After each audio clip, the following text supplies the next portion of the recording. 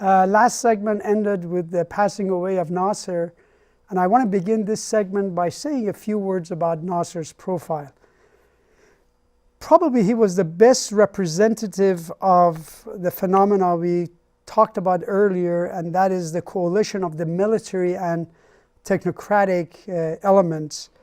The group that really got dumped on under Nasser's rule were the bourgeoisie, the middle class. He had a socialist tendency, therefore he really didn't care that much about that group. Also, Nasser carried out land reform that ended up actually destroying Egypt's feudal land system and in many ways distributing the land. He was without question determined to transform Egypt into a modern state.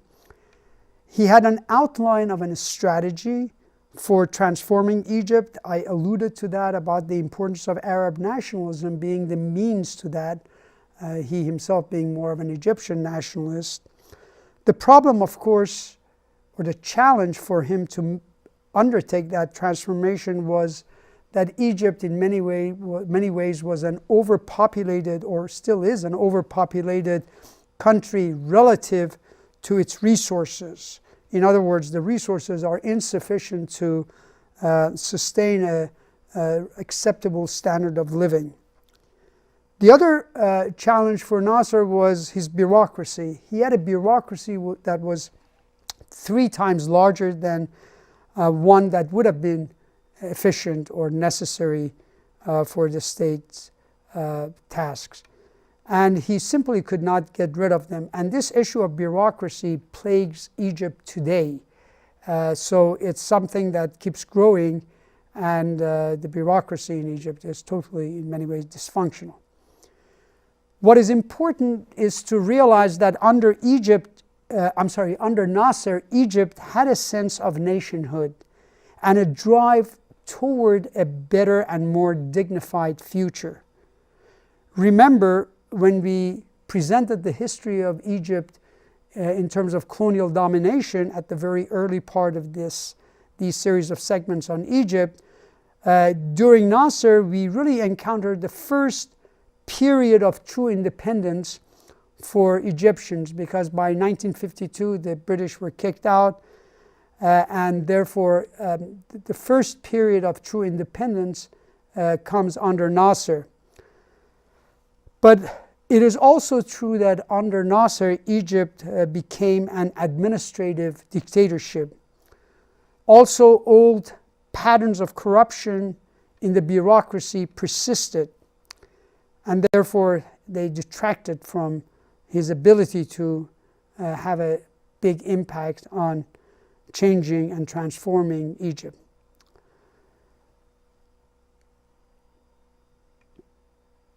When I mention corruption, it is important to also mention that he himself and people that worked closely with Nasser were not viewed as corrupt. They were seen by a good portion of the population as dedicated, and there is every reason to believe that this was true. So the corruption was a systemic part rather than the affliction of Nasser's leadership. In terms of party politics, it was really Arab Socialist Union, ASU. The party was really a careerist party. You join it to simply advance your career, very much like some of the Communist Party. I should also point out that Nasser was very distrustful of party politics.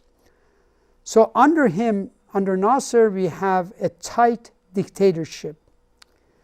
The liberal intelligentsia inside Egypt really did not like Nasser because he was a dictator.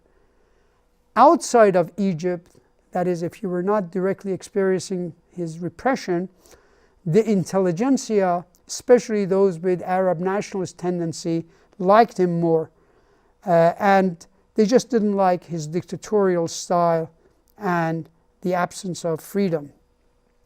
When he dies in October of 1970, the question of succession comes up. What is unusual about Nasser is that he was among the few dictators that had lots of talents, around him. Usually dictators don't want to be challenged by talented lieutenants, but he had lots of talent around him. But the problem now is when you have too many, there's a question of who would succeed. He had lots of talent, but he also had one untalented lieutenant. Since the talented lieutenants could not agree among themselves who should be the successors, they all picked up the untalented one. So he was known as Nasser's puppy dog. Anwar Sadat becomes Egypt's leader by default. In other words, because of the lack of agreement among the talented lieutenants, they choose Sadat. And yet, it is one of those accidental ironies of history that Sadat ends up becoming a very forceful personality, but also very different than those depicted in his autobiographies, plural. Sadat wrote 2 autobiographies, and they are absolutely different. The first book is really a book written by Nasser's puppy dog. The second book, after Nasser's death, is one in which Sadat presents himself as the real brain behind Nasser. He claims that Nasser was all along following Sadat's advice, his advice, and the Sadat was really the thinker behind Nasser. Sadat's key characteristic was really vanity. He was a very vain man. His 2 wives illustrate his vanity. His first wife was like him, very dark skin color. As he advances in power, he decides to get himself a nice white wife. She was half British. Then he began to change his wardrobe, wearing the boutique clothes from Paris. The other characteristic of Sadat was, for the lack of a better term, but one I think that captures the essence of his demeanor and his behavior, is unctuousness. He was a man who constantly was looking for approval from the West, just like a classic Wogs that we mentioned early on during this course. And this need for approval from the West fully translated into Sadat's foreign policy. So with Sadat, we get this desire to be accepted by the West.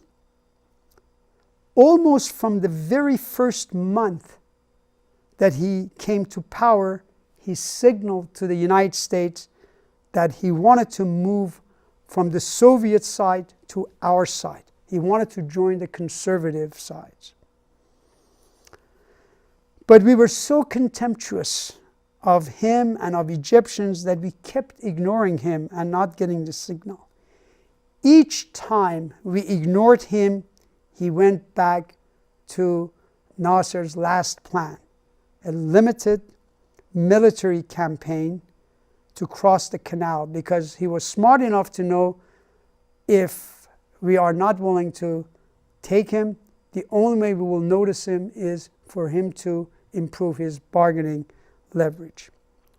So to gain our respect, he could only do so by proving to us and to Israelis that Egyptians are more capable than we believe they are after the 1967 debacle. But then he still wanted to give more signal. In 1972, he gave the strongest signal yet. What he did was to kick out the Russian advisors. Remember, the Russian advisors were needed. They were important elements of his capability, military capability, to help him with the operation of the SAMS missile and maintenance, etc. So after kicking out the Soviet advisors, you would guess we would get the message, but we still didn't get it. So once again, he went back to Nasser's limited war plan, even though he had given us as yet the strongest signal.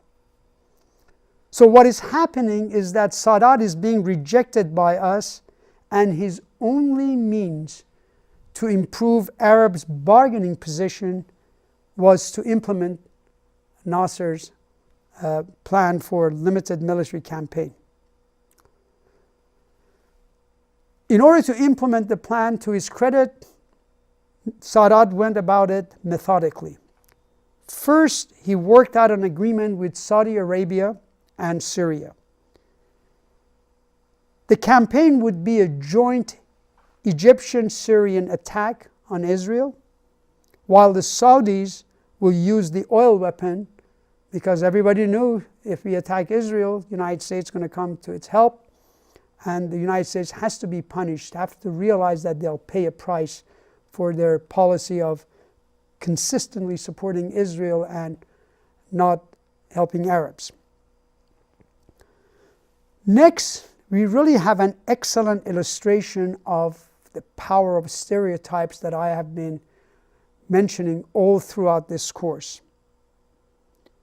So now I want to illustrate how powerful our existing stereotypes were, because both the United States and Israelis had learned through their intelligence that the Arabs were preparing for their military forces. So here we have clear intelligence, but our stereotype of us,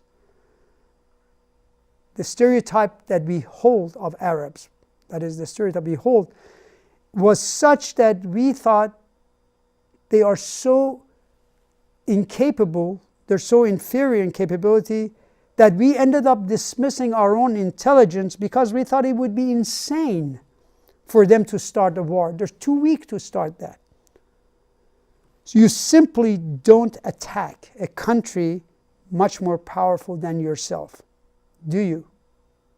In other words, it was not a failure of intelligence, it was a failure of interpretation, thanks to our prevailing stereotype of the Arabs. They wouldn't dare. It would be insane. So this is a very good illustration of the power of stereotype. The plan was to be executed by one General Shazli.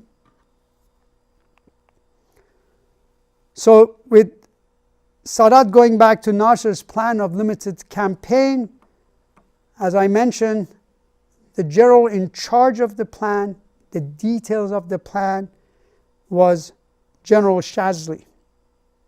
Successful crossing of the canal was only really believed by Shazli.